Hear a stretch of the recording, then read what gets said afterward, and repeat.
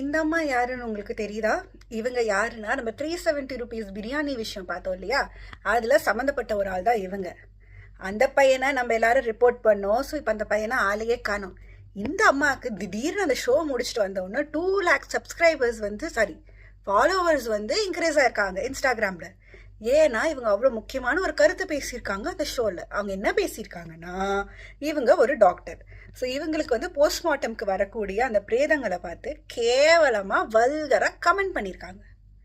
Literally வல்கராக பேசியிருக்காங்க about that body. Okay, இவங்க ஆனால் டாக்டர். இவங்க இப்படி பேசியிருக்காங்க. இதுக்கு அவங்களுக்கு இன்ஸ்டாகிராமில் 2 lakh ஃபாலோவர்ஸ். நான் பேசுனது தப்பு அப்படின்னு அதுக்கப்புறமா ஒரு வீடியோ போட்டாங்க. எனக்கு என்ன புரியலன்னா, அந்த பையன் பண்ணது தப்புன்னு நம்ம எல்லாரும் ரிப்போர்ட் பண்ணோம்.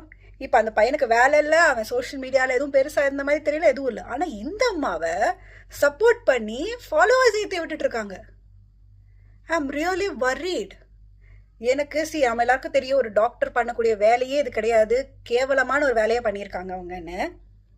எனக்கு என்னன்னா ரொம்ப கவலையாக இருக்குன்னா, அந்த அம்மாவை நம்பி இல்லை, அந்த அம்மாவை நம்பி பேஷண்ட்ஸ் போவாங்க பாருங்க, அவங்கள நினச்சி தான் எனக்கு கவலையாக